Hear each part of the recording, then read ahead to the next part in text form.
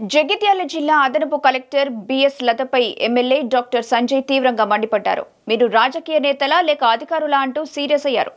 జగిత్యాలలో Viksit Bharat youth parliament కార్యక్రమంలో additional collector లత పదే పదే రాజకీయాలు కలుషితమైపోతున్నాయంటూ ప్రస్తావించడంతో ఆగ్రహానికి గురైన ఎమ్మెల్యే సంజయ్ మీరు అధికారులా పార్టీ నేతలా అంటూ ప్రశ్నించారు.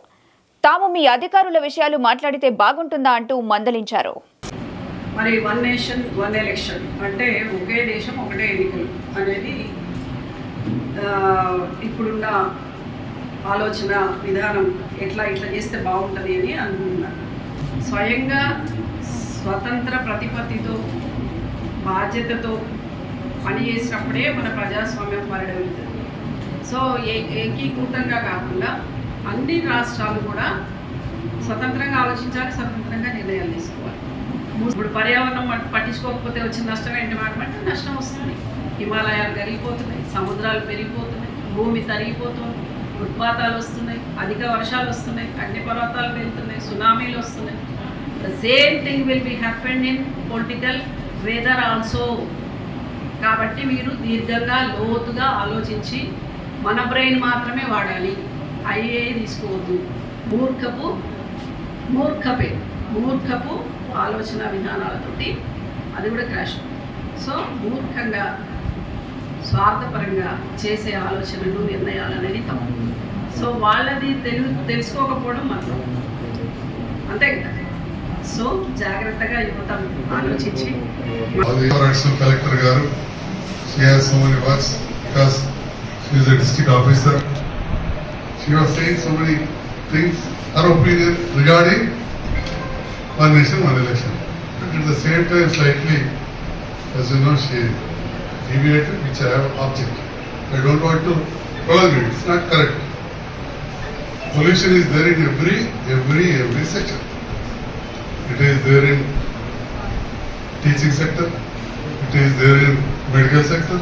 It is there in legal sector. You all are reading it. Reading newspaper, water.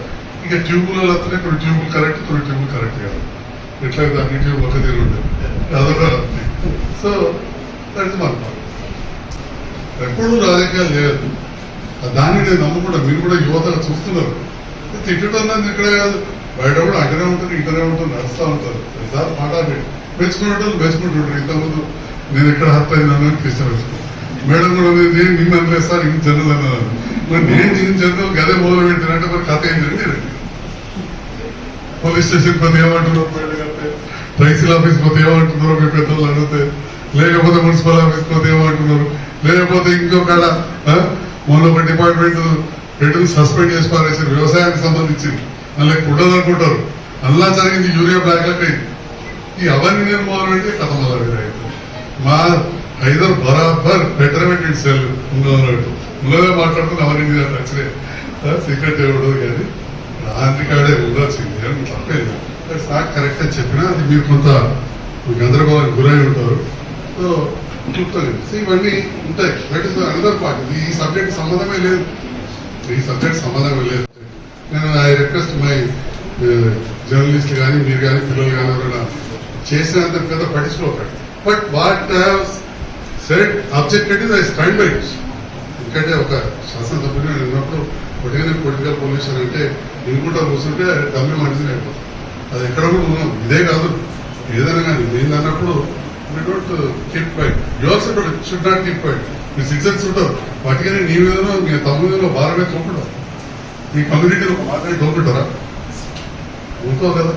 So students అందరూ వేస్ట్ కాదు, కాలేజ్ ఎస్కేఆర్ స్టూడెంట్లు చక్కగా చదవాలంటే ఇప్పుడు దీంట్లో కూడా ఇప్పుడు మంచిగా మాట్లాడుతున్నారు. పొలాస్ అగ్రికల్చర్ కాలేజ్ చక్కగా ఫీల్డ్ విజిట్లో పోతలేరంటే అమ్మాయి ఒప్పుకుంటుంది. Very she keep it. I have attended అంటారు. So we should not generalise. If you have guts you should be specific. We should not generalise. ఏ కులాన్ని కానీ, ఏ మతాన్ని కానీ, ఏ వర్గాన్ని కానీ. వర్గం అంటే కులం, వర్గం అంటే ఒకటే కాదు, విమర్శించారు.